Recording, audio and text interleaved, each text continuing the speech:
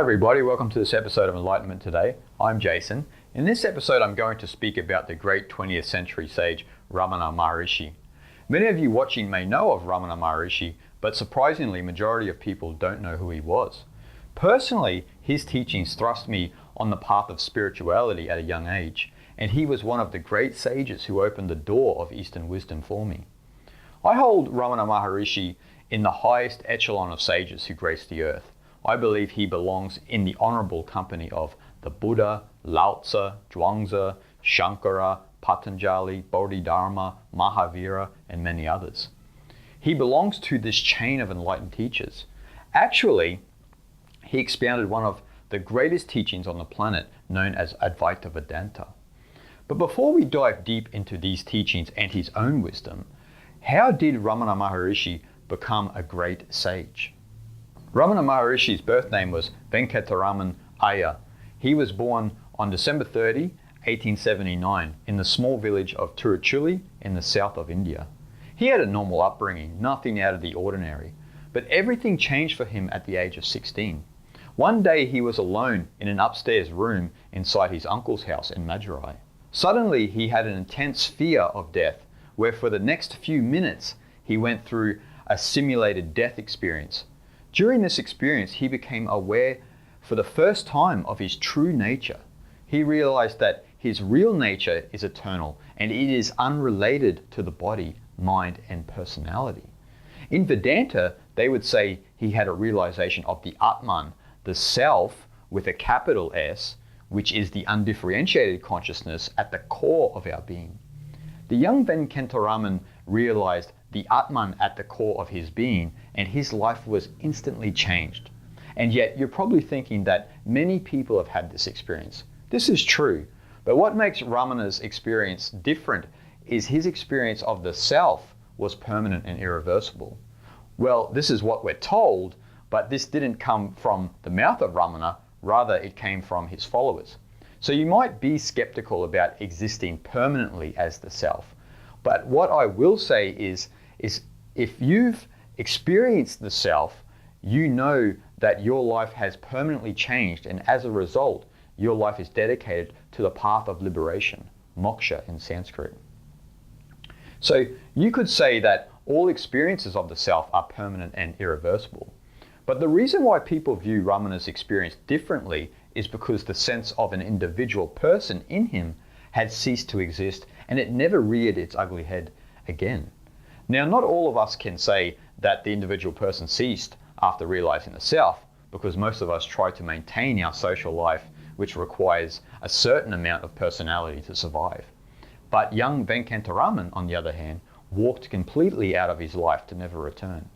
This type of renunciation is revered in India, and according to the great traditions of Vedanta, Samkhya, and Yoga, this type of worldly renunciation is necessary to establish yourself in the Atman. So in 1896, at the young age of 16, Venkataraman walked out on his family. He never told anyone about his experience. After his experience, he kept up appearances at his school and with his family for 6 weeks. But it was difficult for him to pretend to be his old self. After his enlightenment, he had a deep calling to go to the holy mountain of Arunachala. This was not random, because Arunachala is considered by Hindus as a manifestation of Shiva. Venkataraman actually said in later years that it was the spiritual power of Arunachala which brought about his self-realization. And I can tell you that from personally spending a lot of time at the foot of Arunachala, that the mountain definitely has a certain power which is indescribable. Once Ramana arrived at Arunachala, he never moved more than 2 miles away from its base from 1896 until his death in 1950. It was during this time that the birth of the great sage Bhagavan Sri Ramana Maharishi came into the world. Actually, one of his earliest followers renamed him Bhagavan Sri Ramana Maharishi. To understand this name, first, Bhagavan means Lord or God. Sri is a title of honor in India, similar to Sir in England, and Ramana is a contraction of his birth name, Venkataraman, and lastly, Maharishi means great seer. In his early years, Ramana resided in many caves along the slopes of Arunachala from 1899 to 1922. He spent most of his time in silence. It was through this intense silence that people began to gravitate around him. This silent force he emanated could still the minds of those around him. People were naturally more peaceful and their minds were completely still in his presence. You could say that this deep silence was his original teaching, and this powerful silence is a state of consciousness revered in the great Eastern traditions. But in later years, as an ashram developed around him at the foot of Arunachala, Ramana was more willing to give verbal teachings for people who couldn't understand his silence or how to experience this deep silence.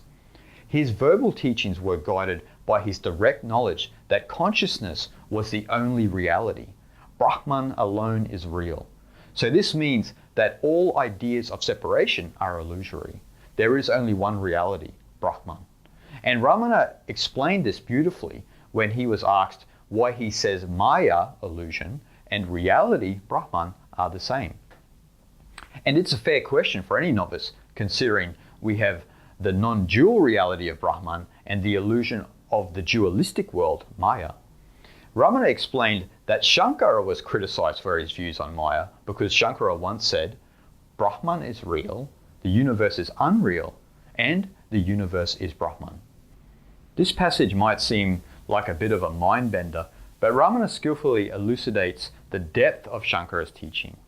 He explained that Shankara didn't stop at the second line because the third line explains the other two. The third line signifies that the universe is only real if it is perceived as Brahman, as the self. And the universe is unreal when perceived through the conditioning of the persona, which is to view the universe apart from the self. This profound explanation is why Maya and reality are one and the same. And though this is probably contested by other schools of thought, this is the view of Advaita Vedanta. Keep in mind that from the level of a person with a mind accustomed to separation, the world is still an illusion because you are not perceiving the world from the self, from the Atman. Once you abide in the self, then and only then will you look upon the whole universe as Brahman. Only a few of his followers assimilated this deepest truth. For the thousands of visitors he had over the last 20 years of his life, most of them found it hard to comprehend or follow his teachings because back in that time, just like now, people were too busy in their ordinary lives. Many people believed that such wisdom and truth cannot be realized without a long period of spiritual practice and isolation, sadhana in Sanskrit. And this is right in some sense, even though Ramana would disagree. But keep in mind that Ramana also underwent extensive sadhana for years before he became a guru.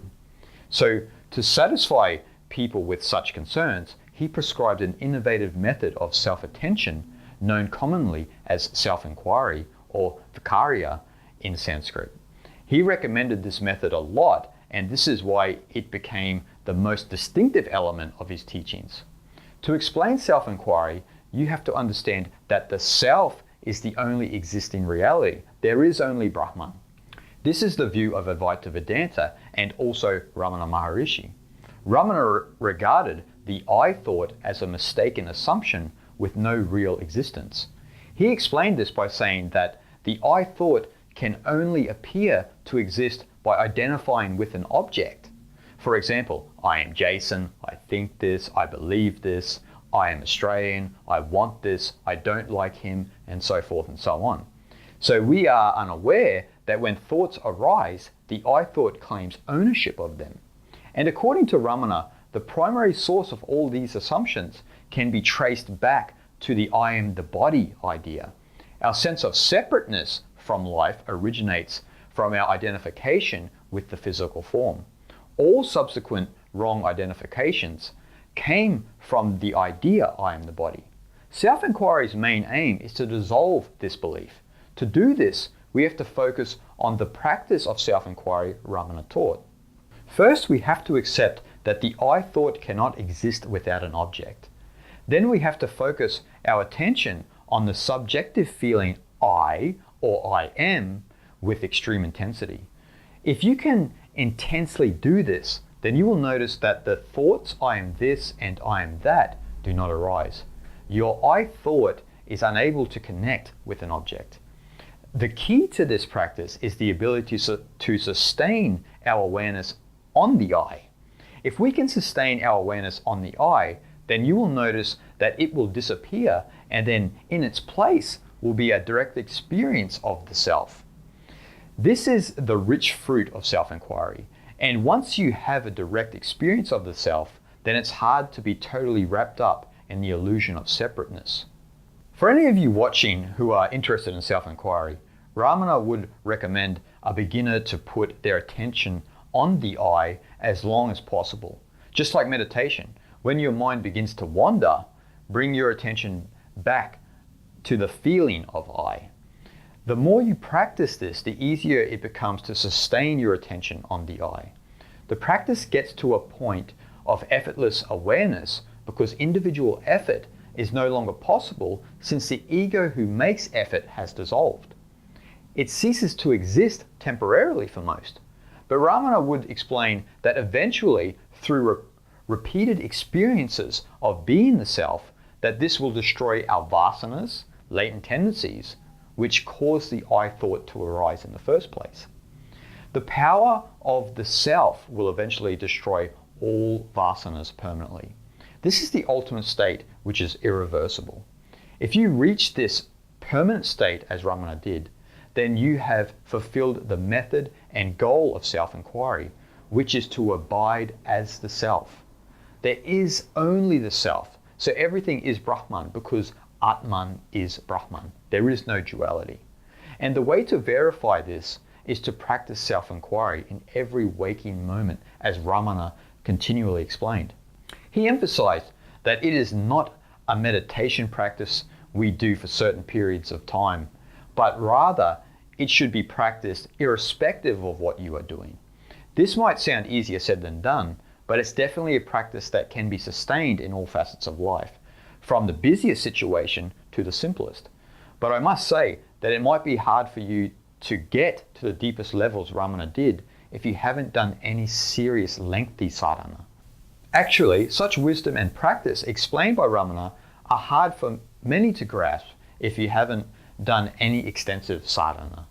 But if you've done a lot of sadhana, then this wisdom and practice have a far better chance of sticking. In conclusion, I could go on and on about Ramana's teachings and his extraordinary life, but I would need days to explain it all. So I've only given you the core of his teachings that hopefully you will put into practice. If you can practice self-inquiry strictly, then you will begin to dissociate and distance yourself from your personality to reveal that you are not this or that, but rather you are. Or in Ramana's words, I am.